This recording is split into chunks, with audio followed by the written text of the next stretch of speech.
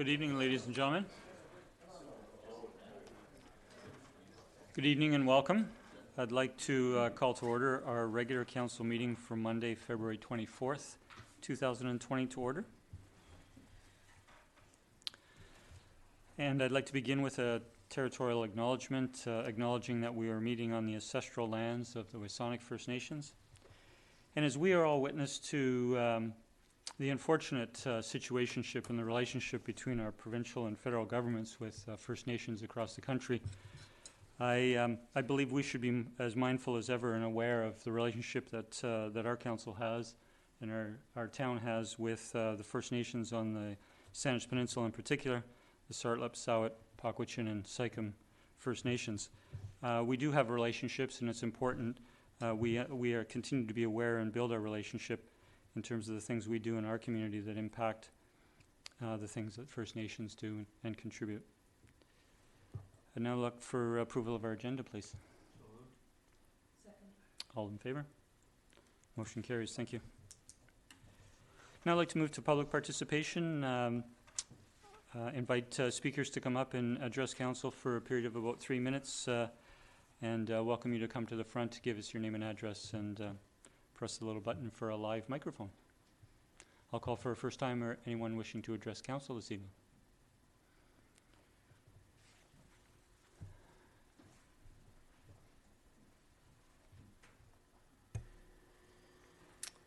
Good evening.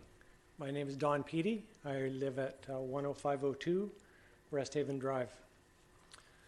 I'll just take my 3 minutes or less to speak to you about a matter that's coming up this evening on your agenda. It's item number 12, or the second half, I think, of item number 12. We call our project the Resthaven Project, and our plan is to add 2 new units while retaining and refurbishing an existing duplex. We introduced our project to you at Committee of the Whole, but that was just over a year ago. So I just wanted to remind you of who we are. At that time, we appreciated your favorable comments about many aspects of our project. We liked your positive evaluation of our 3 variance requests. We heard words like supportable, variances are understandable, and that the benefits balance out the variances. We do acknowledge that there was a concern about the lack of an adaptable housing unit, and that prevented the support from being unanimous. Since that time, we chose to pause our project for a little bit as other things took priority, but we're back, and we've recently re-engaged with staff and last week with the Advisory Planning Commission. You have received recently, probably even today, our letter, which we believe addresses the Commission's concerns. We also believe that our rationale is supported by staff. So we hope, again, this evening that you will favorably consider our project and that you'll choose to gather comments from the neighborhood on all 3 variances, and that's our request. Thank you. Thank you, Mr. Peaty. I now ask for a second time if anyone wishes to address council this evening.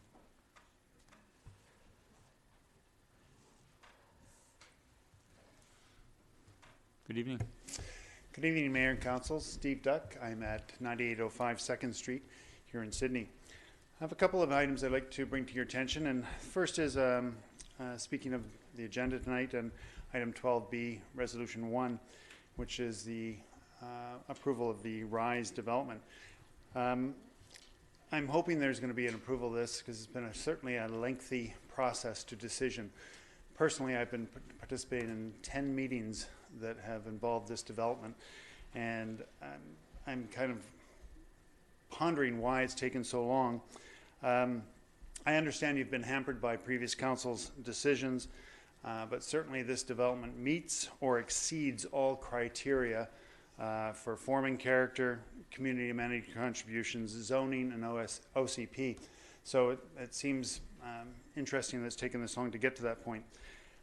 If previous council had given the equal consideration, I think Sydney's skyline would be equally attractive with this kind of development coming to Sydney. I think we're going to be well received by it.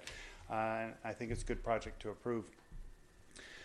Secondly, I'd like to bring up some topics relative to the budget. I think many of us would have appreciated an opportunity for public participation following the final presentation of the budget before it was approved. Certainly, I want to acknowledge the work of staff, especially Mr. Hissack and yourselves in the council process. Two areas of concern I'd like to address are, one is the Shaw Centre for the Salish Sea. You've now approved $1 million additional funding over 5 years. I think relative to Mr. Hissack's measurement, this is about 1% of the annual property tax. After 10 years, this operation has been operating and it's still seeking increased funding for sustainability. Granted, the current executive director and its board are demonstrating changes. Although I question that they're solely responsible for $7 million of economic development to Sydney. I think they may contribute to it, but I don't think they're solely responsible, if they claim. They have no resilience plan relative to changes in tourism. And certainly we can experience that right now with COVID-19 impacting us. As a matter of fact, I just had my Airbnb canceled in New York because of their concerns about the virus. So I think they should be working on that, and I'm hoping they're seeking other financial partners rather than just the town of Sydney. I encourage you to suggest watching the metrics and continue evaluating them for their ongoing funding, and maybe look at that as you've suggested, not necessarily going the full 5 years, but in shorter terms. The other area of concern I have is for SIP, the Southern Island Prosperity Project. You've approved continued funding for them. They are not meeting the metrics they themselves established, and I'm concerned that you're continuing to give them funding and they're not meeting those metrics. Certainly, it's a big bandwagon. There's everybody in the municipalities and territories are on board, but we're putting all our eggs in one basket because we've eliminated any economic development funding for the town of Sydney. That means that anything that comes from recommendations by the EAC to this council have no funding to support them. There's no contribution to the revitalization of Beacon Avenue, and certainly that's a concern, as we know. And that leaves us with the question, are we depending on the BIA, the Saanich Peninsula Chamber of Commerce, and the West Sydney Industrial Group to provide for our economic development? Thank you. Appreciate your time. Thank you. And calling for a third time, does anyone wish to address council this evening? Seeing none, I'll bring public participation to a close. I'd now like to move to item 5, bylaws, and item 5A1 is bylaw number 2186, the Freedom of Information and Protection of Privacy Amendment number 1. This was introduced at our February 10th council meeting, and we have a recommendation. I'll move adoption of the bylaw. Second. All those in favor? Motion carries unanimous. Thank you. Move to item 5A2, bylaw number 2187, the Reserve Fund Establishment Amendment number 1. And we have a report from staff dated February 14th. Staff, would you like to introduce this?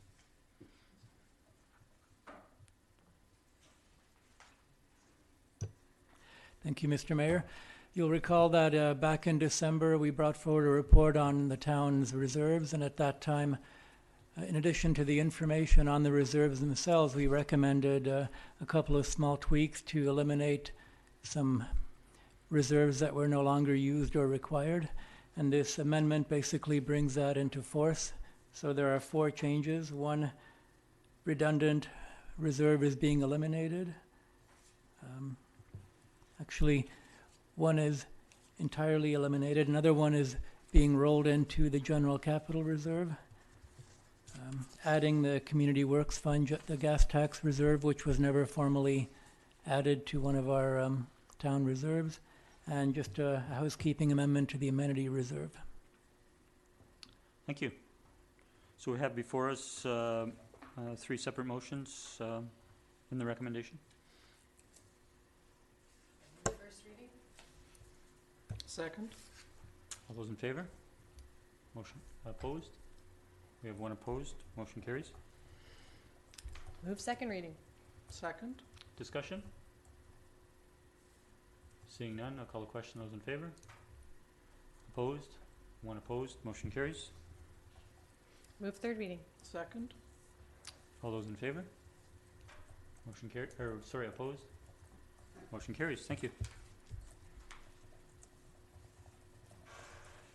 Now move to 5B, which is development permits and development variance permits. We have 5B1, development variance permit application number DV 100289, which is 9641 and 9647 3rd Street to increase the maximum fence height on top of a retaining wall for a rear fence on two properties developed with single-family small lot dwellings.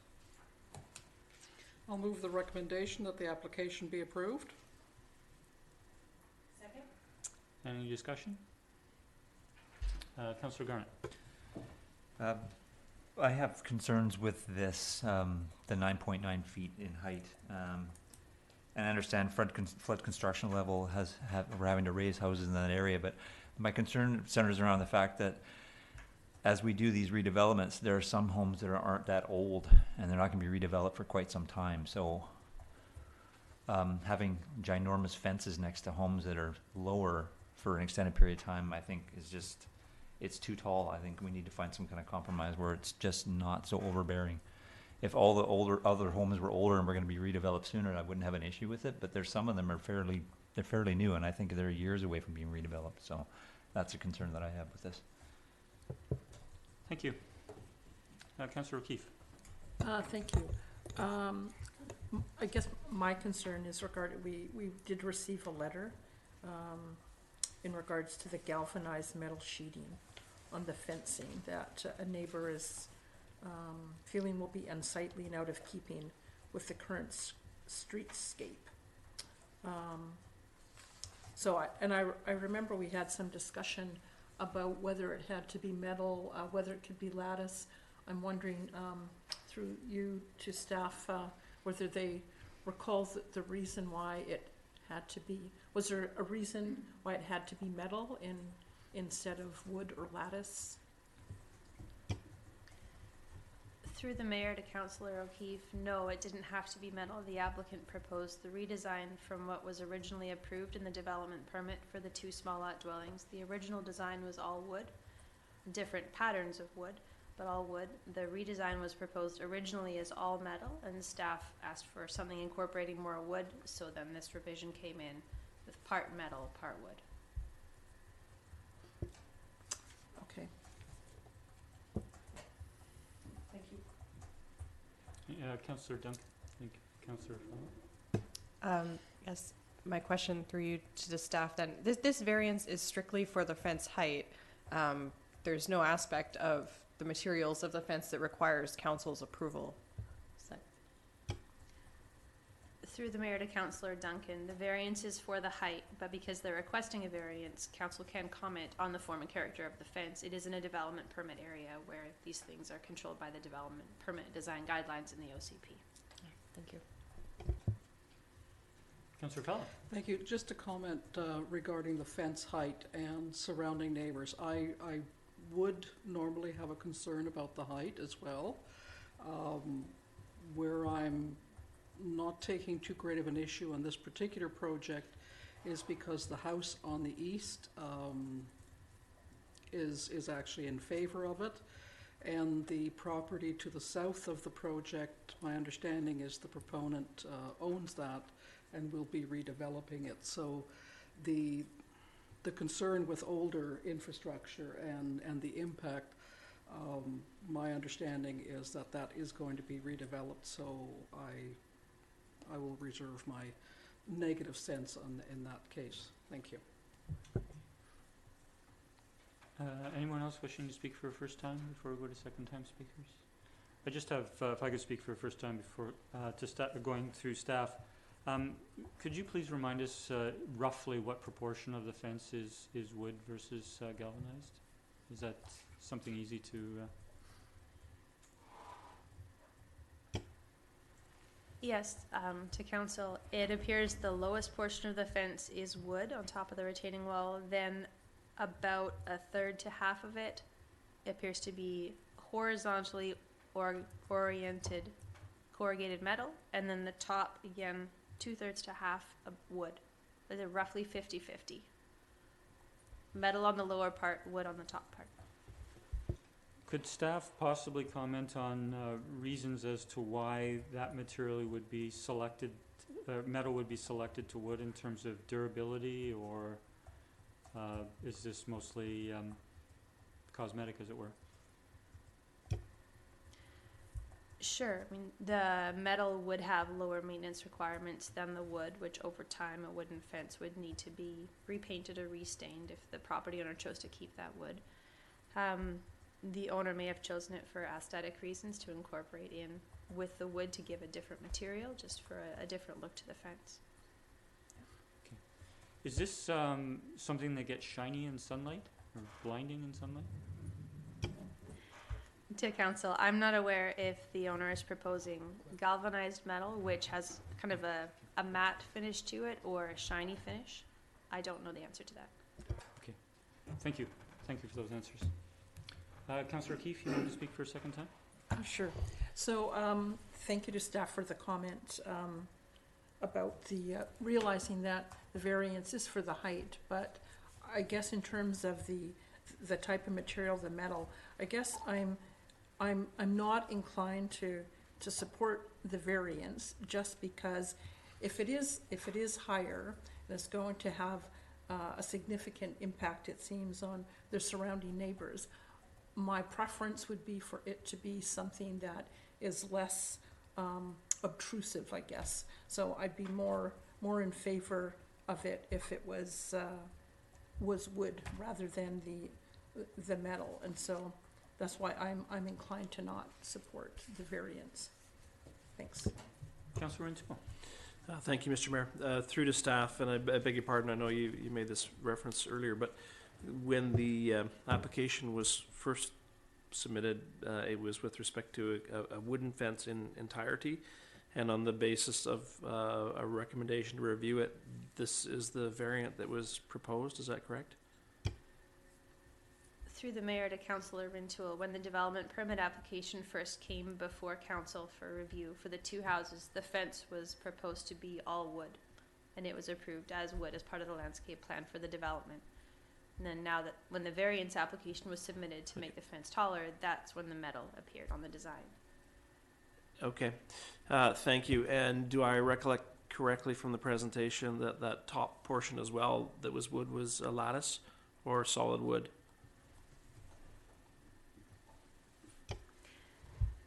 Through the mayor again, the top portion appears as horizontal lattice wide boards with a small crack and then another wide board. It's not kind of a more typical lattice of a checkerboard pattern with big gaps between, if that makes sense.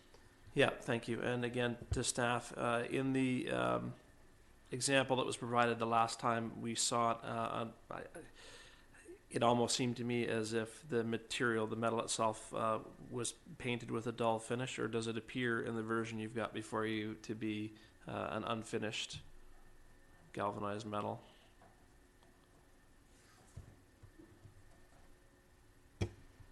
Through the mayor, I'm looking through the previous staff report for details on that, the report that was seen by council on February 10th, and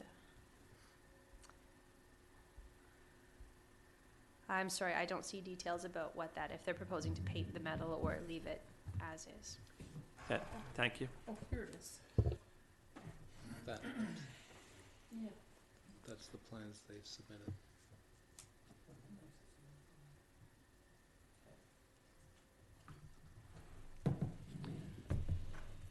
Okay, any further discussion? I'll just make a last comment that having now seen the fence again, I do recall seeing it when it first came before us. I think the different materials actually break it up, the massing up a little bit. And I'm not opposed to it. It may not be as traditional as an all-wood fence, but it's certainly something that I've seen elsewhere sometime. And I would be supporting it. I've spoken previously to acceptance of the height, giving flood control levels and future development, and the acceptance by the immediate neighbors. I'll call the question. All those in favor? Opposed? We have 2 opposed. The motion carries. Thank you.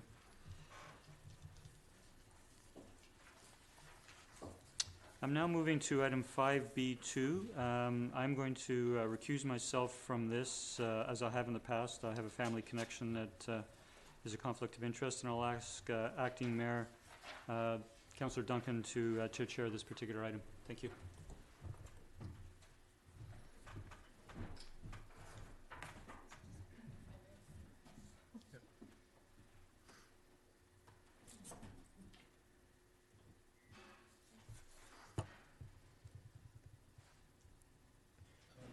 I'll move that development permit application number DP 100786 for the form and character of a 3-story multifamily residential development containing 71 multifamily dwelling units be approved, subject to the conditions contained in Council Resolution number 2019.38.528. Second. Any discussion? Just for the benefit of the audience, this is housekeeping because there was an oversight in the previous council resolution where we left out the words "be approved." So it's a development that has previously been discussed and reviewed, and we made the decision, but the wording of our motion was wrong. So we're fixing it. Thank you. All right. Any other comments? No? All right, I'll call the question. All in favor? Motion carries.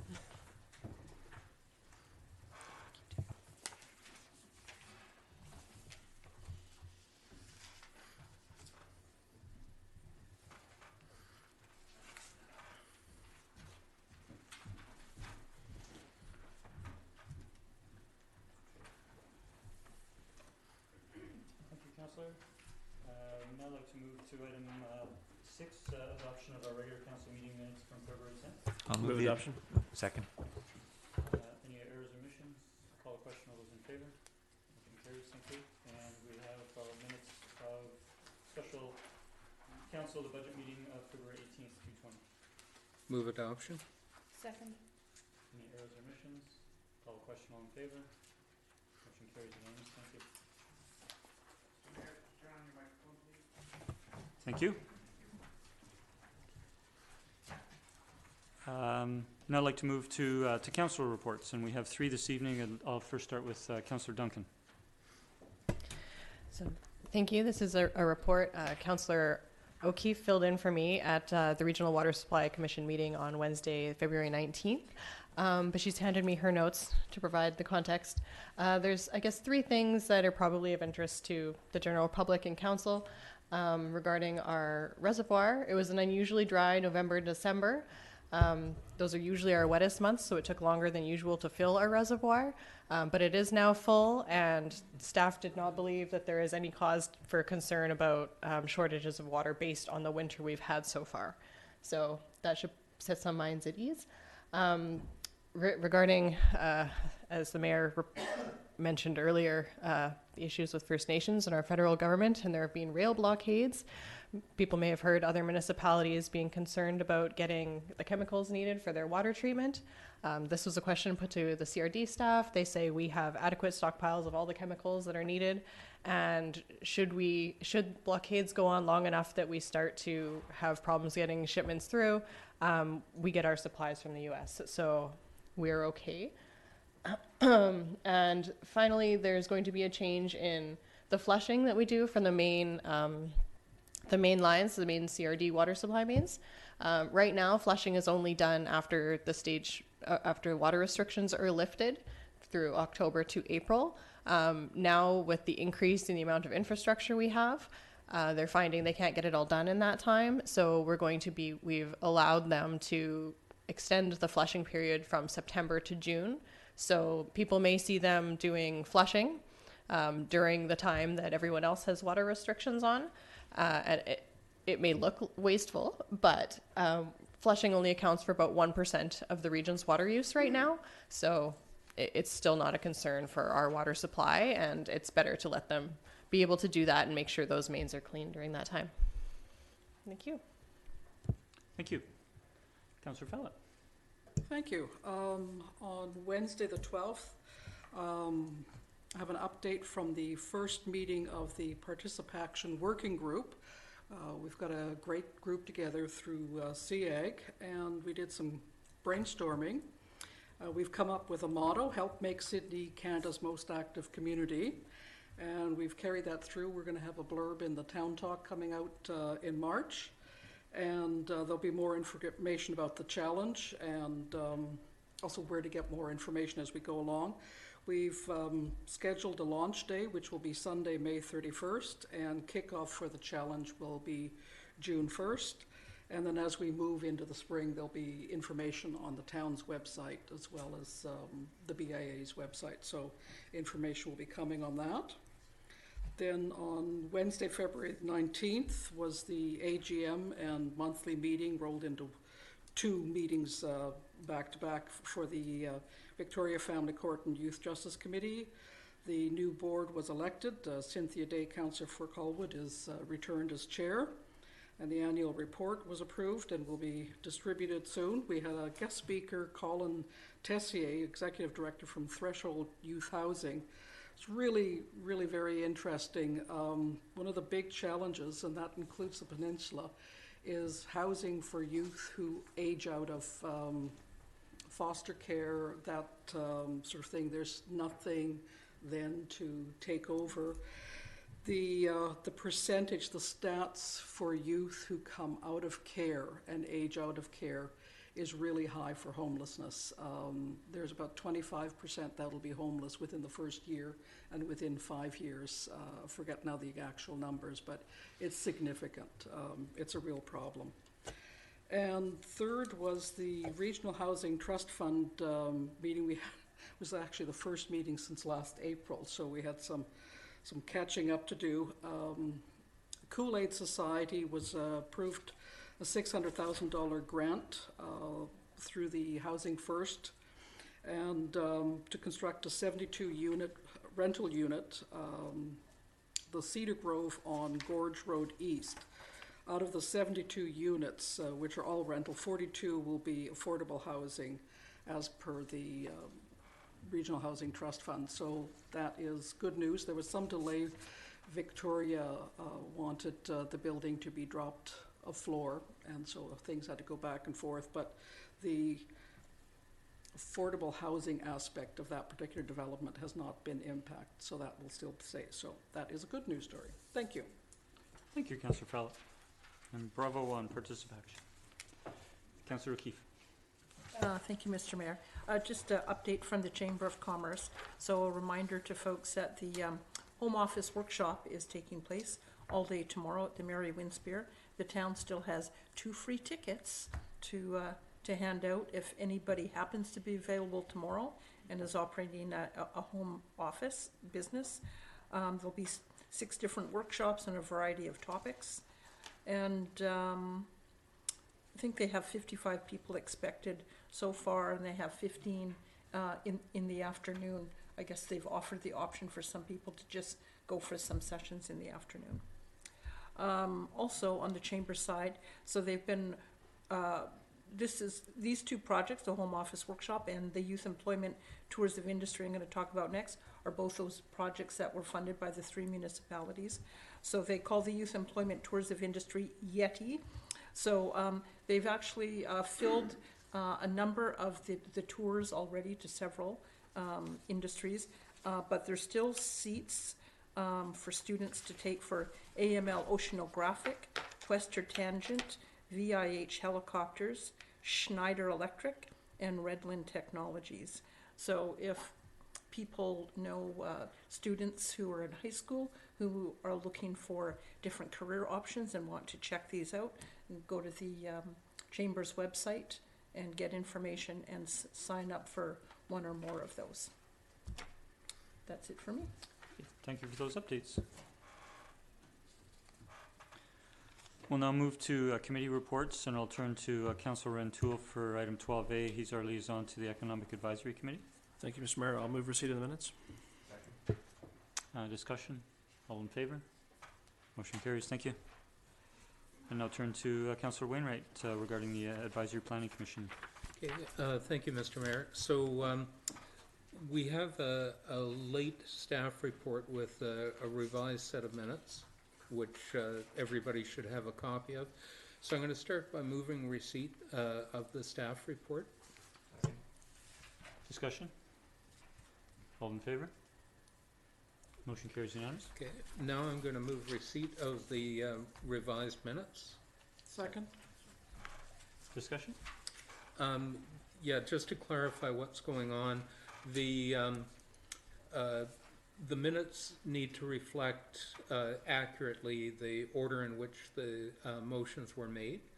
And the minutes were prepared basically by taking the staff report with the recommended motion and kind of pasting it in. So they're actually in a different order than occurred in the meeting. And that's fundamentally what the correction is. Okay. Thank you. And so, sorry, we have the motion. To receive the minutes. Yep. Right. All those in favor? Motion carries. Thank you. Okay, now, there were two developments that were considered during the meeting. And the first one is development permit application number DP 100796, which is the Rise development at 9570 and 9574 5th Street. And it was recommended by APC, and I so move that development permit application number DP 100796, that's 9570 and 9574 5th Street, for the form and character of a 4-story multifamily residential development containing 19 multifamily dwelling units be approved subject to the following conditions. 1, that the property owner shall, prior to issuance of building permit, pay to the town a deposit in the amount of 115% of the estimated cost to complete the hard and soft landscaping for the development. And 2, that the property owner shall, prior to issuance of building permit, register a flood hazard covenant on the title of the property. Second? Well, just if I may turn to Mr. Hump. Thank you, Mr. Mayor. I just wanted to point out there's a typo. That should be 22 multifamily units rather than 19. Thank Okay. you. Thank you.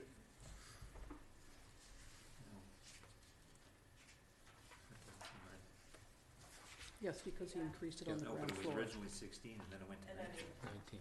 Yeah. 19 should be correct, should it not? Because there, if I may go through to staff, I believe that was because of the addition of ground floor units. Yeah. Yep. Yep. Great. Okay. Councillor Wainwright. Thank you, Mr. Mayor. So this has obviously gone through a lengthy process. APC had considerable discussion about the flood construction level. And one of the key pieces of information from staff was that we can't require them to build to a particular flood construction level unless it's a bylaw, and it's currently just a policy. So they have had a qualified engineer review the development, and they've got a report about flood construction level. The engineers are certifying that this is safe for the planned use, and that was acceptable to APC after a lengthy discussion. Other than that, they're happy with the overall design. It hasn't really hasn't changed that substantially from the previous design. They didn't spend very much time discussing the design generally. Their focus was more on the flood construction level. So I can answer questions if there are any, but it's fairly straightforward from APC. Any questions? I'll perhaps go to Councillor Wainwright or to staff. And I'm just trying to find it in the record here. It was noted that the lack of a flood control bylaw prevents, as you mentioned, and I think it's important to know, and perhaps staff can clarify this, that the provincial guidelines regarding flood control level are actually referred to as interim flood control level guidelines. And at present, some municipalities do have a bylaw, but a lot of municipalities do not yet have a bylaw. And the CRD has a project where it is obtaining significantly improved or additional data that municipalities will be able to use in terms of setting flood control level. Does staff wish to comment on that further? Sure, through the mayor. The legislation does not require municipalities to have a floodplain bylaw establishing a minimum flood construction level, but it says when a municipality does have a bylaw, then it must consider the flood hazard area land use management guidelines established by the province. Thank you. So, I mean, I could foresee perhaps the province in the future, once more information, once more data is available, perhaps requiring municipalities to establish bylaws, but we're certainly in accordance with the current statutory requirements. I'd like to just comment on two things. One is just in public participation, we heard some concern over the length of time that this development has come to final approval. But we did follow reasonable processes. This was a project as first presented, and after going to APC was turned down by council, which set the proponent back to redesigning the development, and I think it's come back in an improved design. Are there concerns from the neighboring residents over this revised? There is, and but I think it's substantially an improvement. The one concern I do have, and it's not something, it meets the requirement in terms of the total height, but while due to the decision that was taken to reduce the bottom of the development, that is not have it raised as high on flood control level, the difference in that height was in the revised development was to put additional height, height to the fourth story, going to 14 feet. I mentioned this last meeting. I asked the proponent, and quite frankly, the 14-foot high, while I can see that as being of interest or of value to the residents living there, I think given the nature of the concerns that the residents have expressed, that going to that 14 feet height, I think it would still be a very strong development, and those units on the top floor would still be extremely popular if that maximum height wasn't 14 feet wasn't what was in the plans. And those are my comments. I'll call the question. All in favor? The motion carries unanimous. Thank you. Moving on then, the second development is development permit application number DP 100781 and development variance permit application number DV 100274.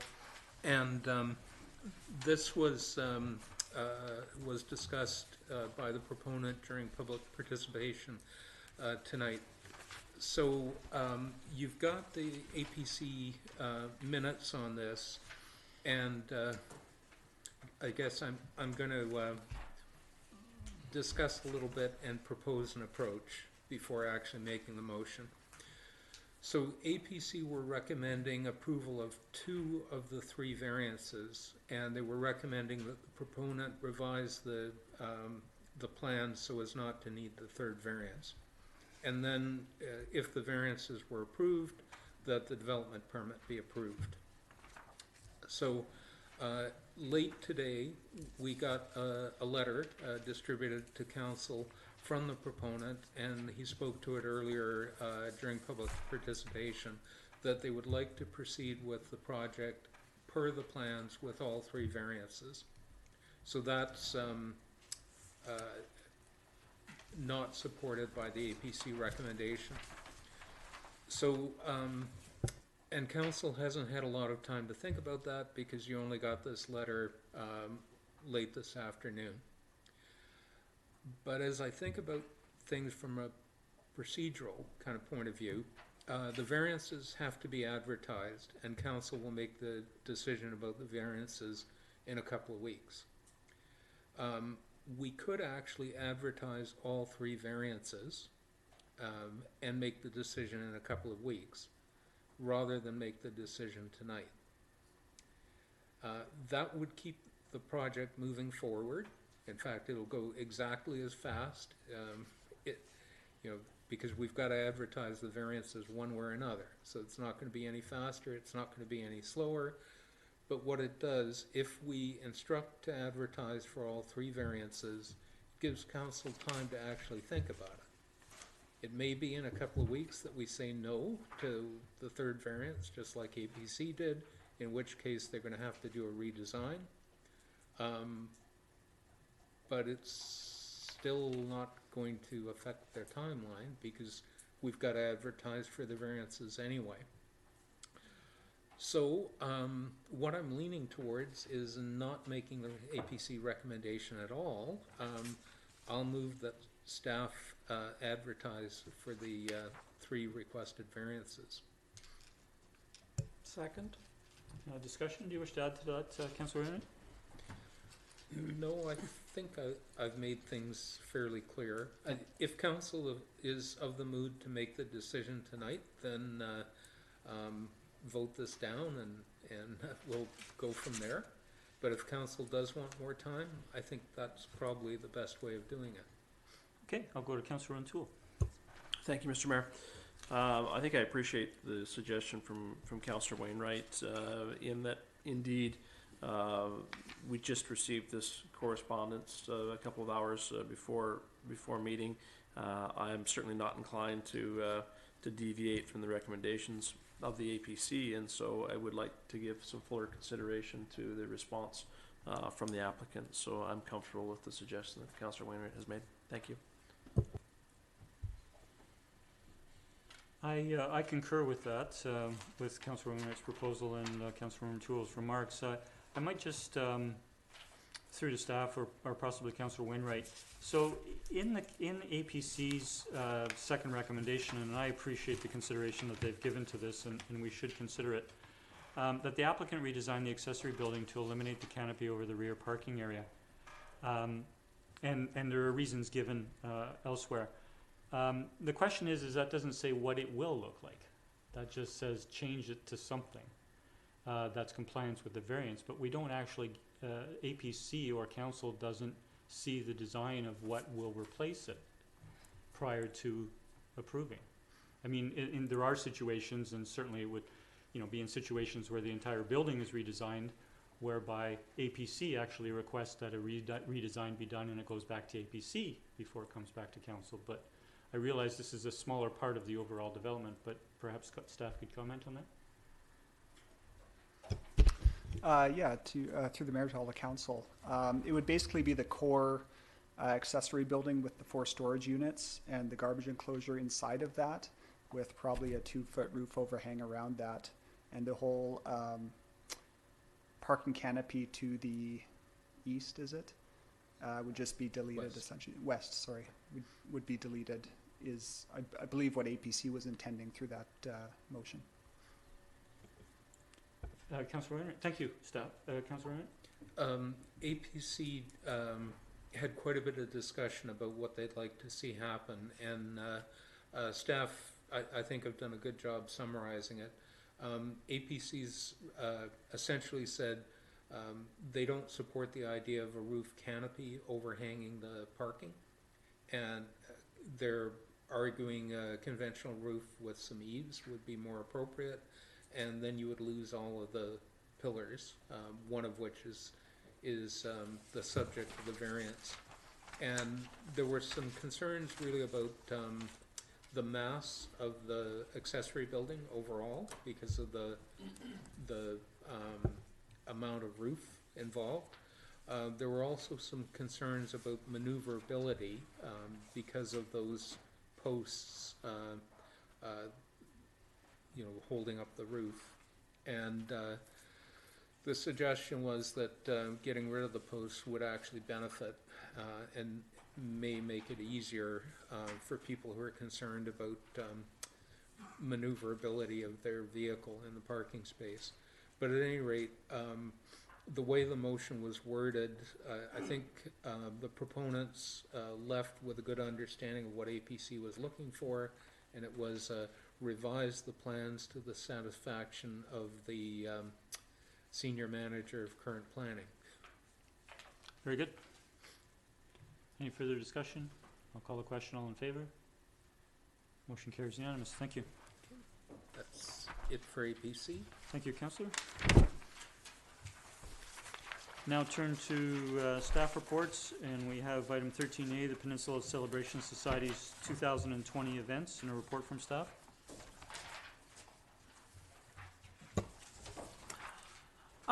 I will move that the above the road closures be approved subject to the following conditions. That PCS obtain approval from the RCMP to ensure traffic control is approved and in place to their satisfaction. That PCS obtain approval and a parks use permit for the use of municipal parks for all Sydney Canada Days events, Summer Sounds events, and the Sparkles Parade. That PCS conform to all town bylaws.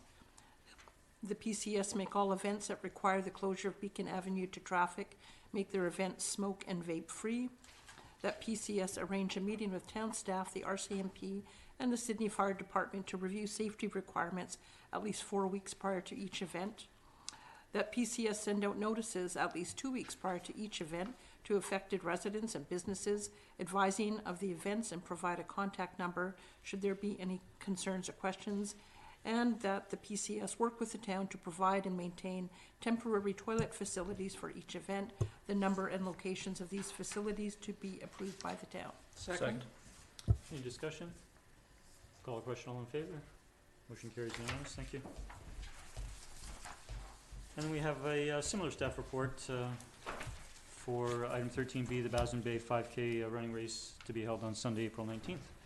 I'll move the recommendation that Team West Coast Triathlon Club, the club, be granted permission to close roads as per approved traffic plan between the hours of 11 a.m. to 12 noon on Sunday, April 19, 2020, for the purpose of hosting the 2020 Synergy Health Management Limited Basin Bay 5-kilometre road race in Sydney, subject to the following conditions: that the club provides the town with proof of $5 million minimum liability insurance indemnifying the town of Sydney of any liability, that the club receives written permission from the Ministry of Transportation and Infrastructure to use the routes within the ministry's jurisdiction, and provides a copy of the approval to the town. Third, that the club notifies 2 weeks in advance all residents and businesses situated along the race route and provides a copy of the notification and confirmation of delivery 1 week prior to the event to the town. 4, that the club notifies BC Transit, the Sydney Fire Department, and ambulance services of the event, and the club comply with any requirements they may have. 5, that the club receives written permission from the RCMP, including approval of the traffic management plan, a copy of approval to be submitted to the town, and the club to pay any fees, costs levied by the RCMP. And 6, that no costs are to be incurred either directly or indirectly by the town for this event. Second. Thank you, Councillor. Councillor Fallon. Just a quick question through you to staff. It seems later than usual. Isn't it usually held in March? Through the mayor to Councillor Fallon, yes, I believe it is normally held in March. So hopefully the weather will be better. I think this is the second year only that it's being held in this time. Prior to that, it was March, but they've reorganized their events. This is the last now in the running series out of all, so yeah. Okay. Well, I always see this as the harbinger of spring when this race comes across the table, so it's always good to hear. Thank you. I think, thank you, Councillor. I think it'll actually be a larger crowd because they have awards based on the entire series, and it's usually the largest gathering. that sort of thing, and I think that's a good thing for Sydney. Councillor Rintoul. Thank you, Mr. Mayor. Question to staff, if I may. The lack of reference to the event being smoke and vape free relates to the fact it's in the park and that it's not permitted at any rate. Is that correct? Yes, through the mayor to Councillor Rintoul, that would be correct. There would be no smoke or vape in a park. Thank you. And the applicant makes reference to up to 700 participants. I assume from that a number of supporters, as well as the mayor noted, perhaps a number of attendees. Unless I missed it, not a reference about providing and maintaining temporary toilet facilities. I realize there's some close by there, but are they sufficient for that volume in a short period of time? Through the mayor to Councillor Rintoul, that's correct. There is washroom facilities right at Talista Park as well as Iroquois Park. And the event is actually quite short, and then the wrap-up event is at Mary Winspear, so that's probably where most of the facilities would end up. And finally, this event previously, the facilities that are on premises have sufficed then, and requiring additional temporary toilet facilities has not been an issue. Is that correct? That's correct. Thank you. Thank you. Seeing no further discussion, I'll call the question. All in favor? Motion carries unanimous. Thank you. Then we have item 14, monthly building report for the month of January. I'll move receipt for information. Second. Discussion. All in favor? Straight. Straight. Councillor Rintoul. Yeah, thank you. Question, if I may.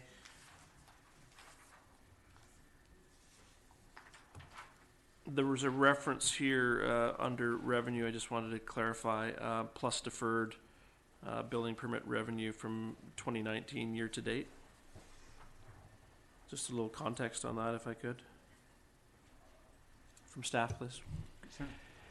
Yeah, according to accounting rules, any unearned revenue from the previous year has to be deferred until the inspections take place. So when a large project comes in and they pay the building permit for the entire build, often part of that will be deferred for a year or two while the construction completes and the inspections that are associated with that are undertaken. So 286 is a fairly large deferral number, but that's just a reflection of the large projects we've got on the go right now.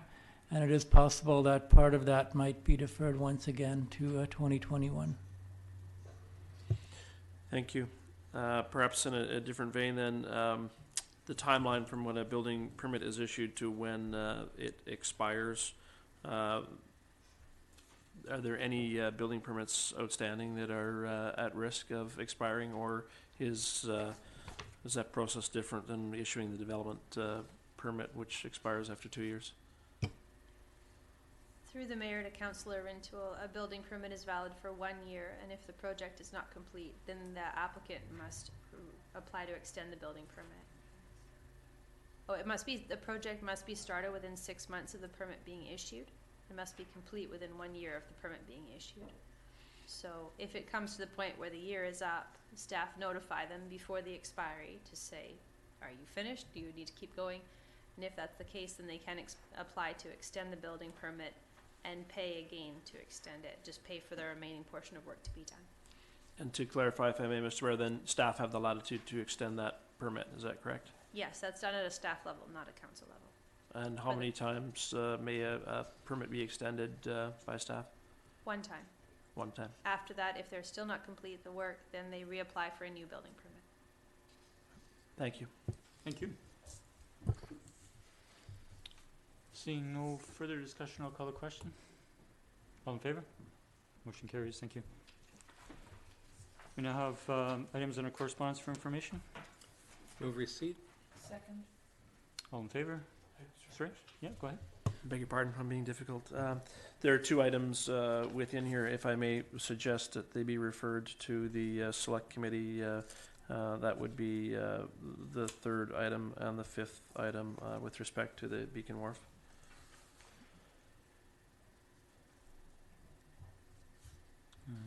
Third and 5th.